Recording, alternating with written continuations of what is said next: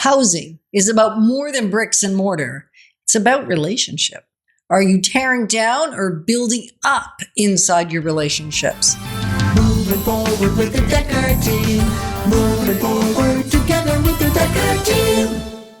This week, we're excited to welcome you to another episode of Life's Inside Track, where I'm Yetta Dekker. And I'm Ken Dekker. And is where we get to share techniques, thoughts, tips, tools, and tactics, and some stories that we all need, we all deserve, you, I, everyone, so we can turn our house into home, our families thrive, and we build wealth wisely through real estate. Tear down, build up, unity, or divide. Yeah, it was an interesting one when we were writing this show and researching and figuring out what we wanted to speak on. Mm-hmm. It's amazing. I love this show that we have coming up for you. And it's really about the relationship, not between you and the house, but the house and how it shows up for you in your relationships. Could be with your spouse, it could be with your family, it could be with parents, it could be with children. It's what happens inside the relationships that we're really concerned about or interested with. Yeah, because we've often heard it said that real estate, buying or selling or investing, is one of the greatest stressors in life, like it's in the top 5. And so it would sound like real estate creates conflict. And yet, what we would say and have learned even from our own personal experience is real estate doesn't actually create conflict. It reveals the conflict that's lying below the surface often. Or the dysfunction. Yeah, that. Yeah. The dysfunction that lies beneath the surface in your relationships. Mm-hmm. So it may be one of the biggest financial decisions you're going to make. And that adds a little bit extra stress or heaviness or importance, weightiness to it, right? Right. Because it's important, but it's also a very large mirror. Relational mirror. Yeah. Like buying or selling or investing, the mirror is the real estate journey. It shines it on your relationship. And I don't know if you've ever used a mirror or a magnifying glass, a piece of glass, and you feel the heat of the sun as it reflects off a window or off a mirror or whatever. Sometimes that heats up our relationship because we're magnifying what's going on. Right. And we have bigger decisions to make, bigger things on the line, really, right?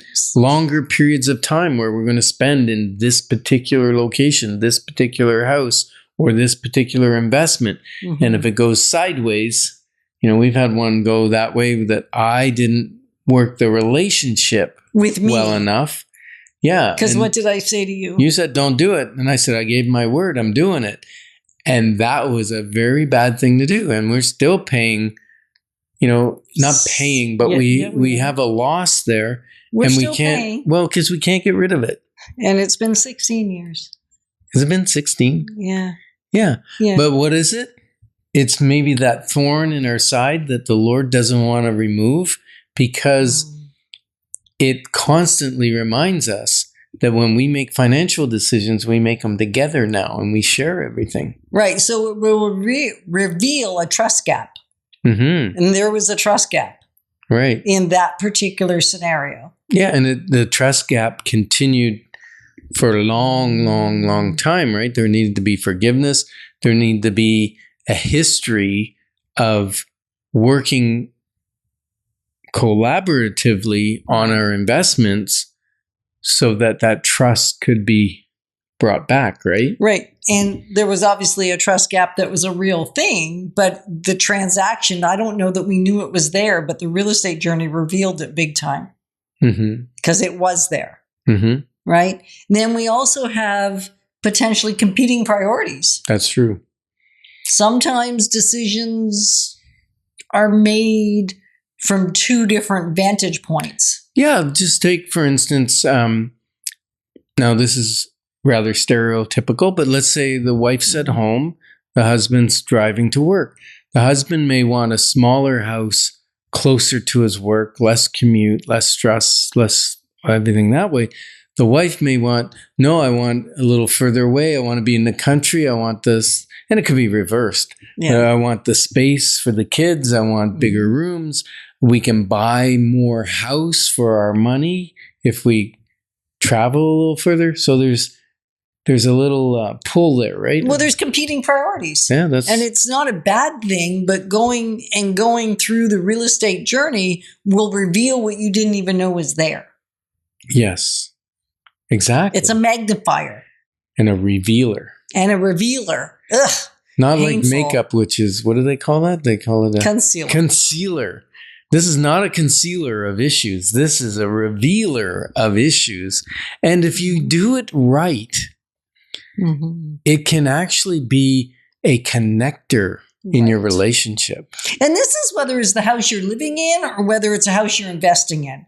It's still going to reveal and magnify your dreams. Right. It's going to magnify your fears. It's going to magnify your assumptions, your beliefs, even your character. Yeah. And, sometimes it reveals unspoken fears, unspoken assumptions, unspoken history that has affecting your decision making, like culturally, how your framework, the framework that you work within, the decisions you make are based on past experiences and knowledge. And so it may be family has taught you what it means about building wealth or not building wealth, or what a house means. We talked earlier on another show about a family that they came home one time and they noticed from school and all their belongings were being packed up in a U-Haul. And they found out that they were moving because the bank was taking it, was taking it back. They had a bad business go bad and whatever. And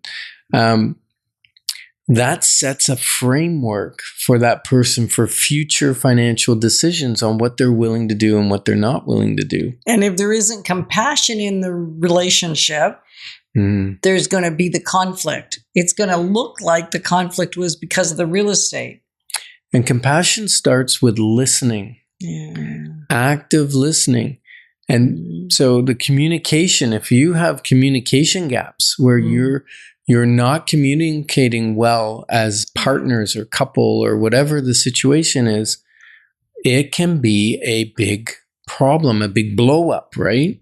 Yeah. Sometimes I think we're marriage counselors because stuff goes sideways sometimes, right? Well, because when you're under pressure, it's a truth teller. Truths come out that you didn't even know were kind of sitting there. Ooh, yes. Right? So ultimately what we're saying is when you're buying a home or selling a home or investing, it doesn't really matter which situation you find yourself in. It's really less about agreement and more about alignment.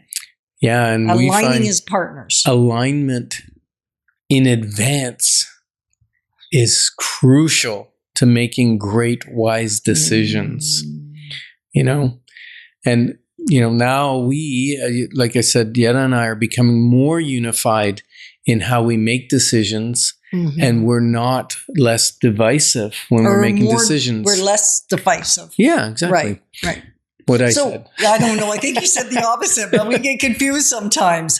So really the question is, are you, as you're moving through a real estate journey, moving together or moving apart? And we're glad that we're able to position you to build wealth wisely because it's about much more than just money. Moving forward with the Dekker team. Moving forward together with the